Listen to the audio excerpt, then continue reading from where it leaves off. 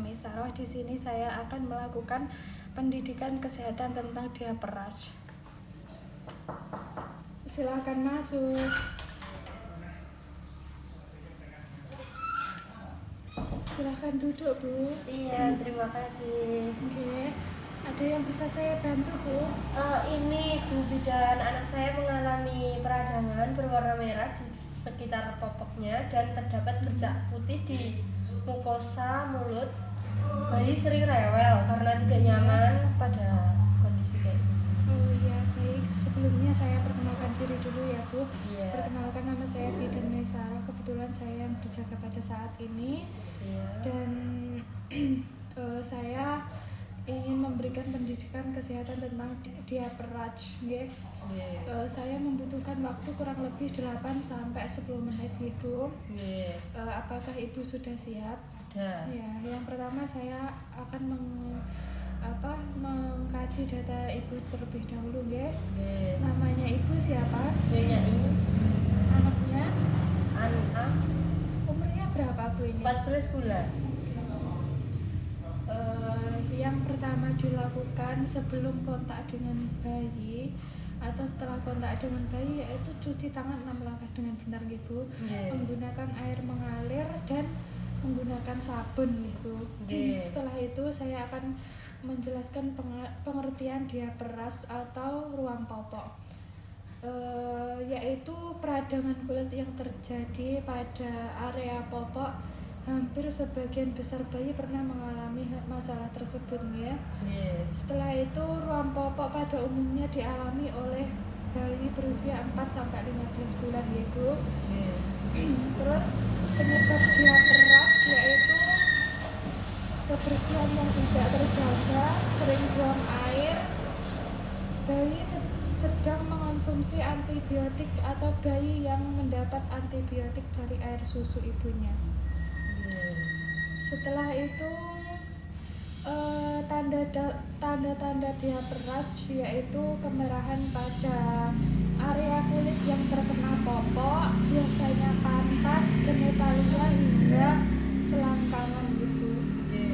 Setelah itu untuk penata laksanaan diaperage yaitu ganti popok yang basah sesering mungkin, Bu. Terus hindari penggunaan tisu basah karena dapat menambah iritasi, ya. Gunakan air bersih untuk membersihkan area popok setiap kali mengganti popok, Bu.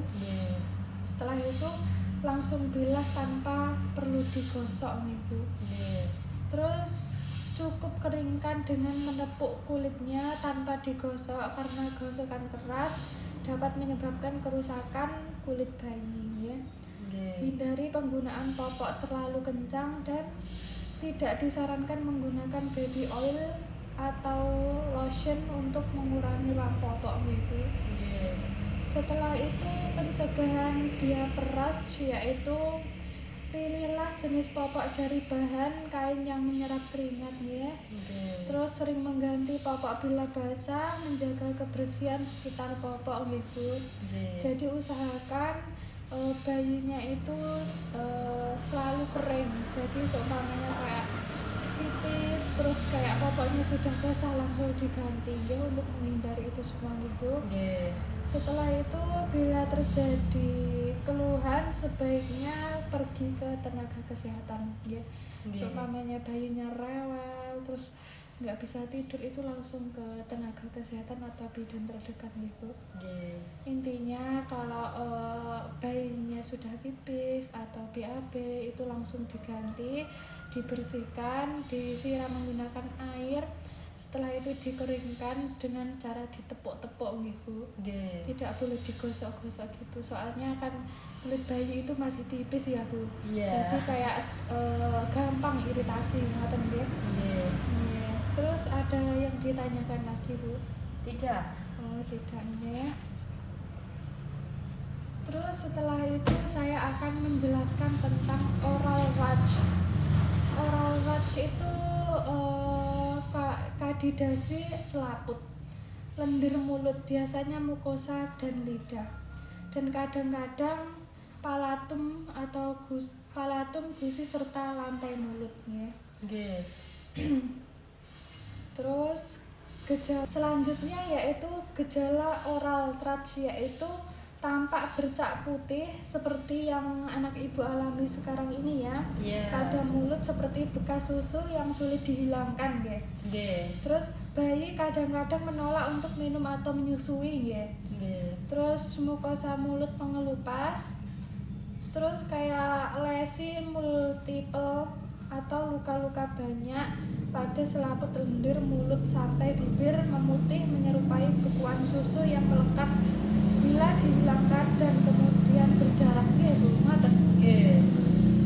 Terus bila terjadi kronis maka terjadi granulomatosa atau lesi benjolan kecil ngoten Bu.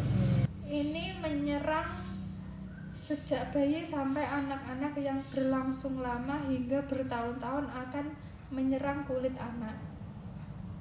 Gejala yang muncul adalah suhu badan meninggi sampai 40 derajat Celcius, tak mau makan atau makan dimuntahkan, tak mau minum susu botol bahkan ASI, dan gelisah terus. Bayi banyak mengeluarkan air liur lebih dari biasanya. Secara psikis dia akan rewel seperti saat ini.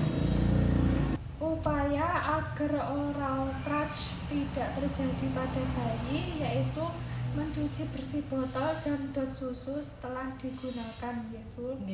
Yaitu dengan diseduh dengan air mendidih atau rebus hingga mendidih. Nggih, botolnya direbus nggih. Setelah itu bayi lebih baik jangan diberikan dot kempong. Dot kempong itu yang itu loh Bu, yang dot nggak ada botolnya itu. Ya, itu.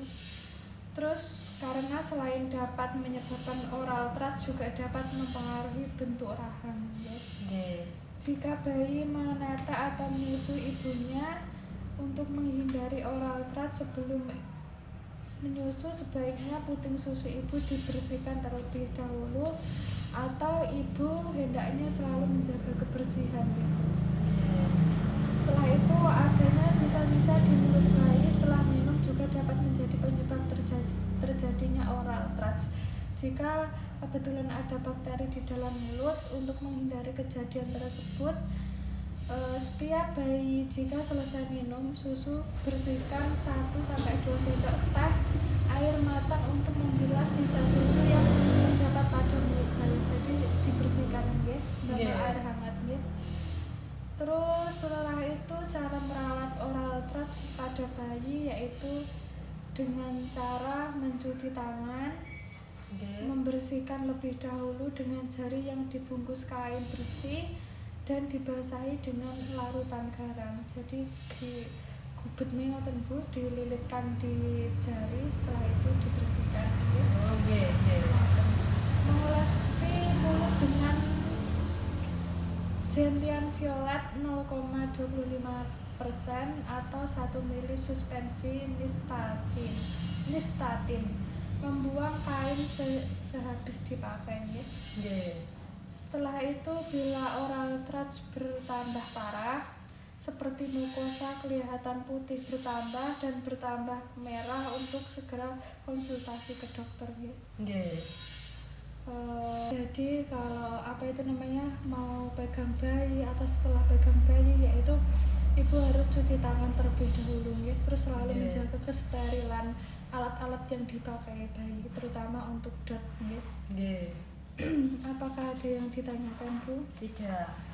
Jadi contohnya oral thrush dan diaper thrush yaitu seperti ini ya. Contoh oral thrush dan diaper thrush.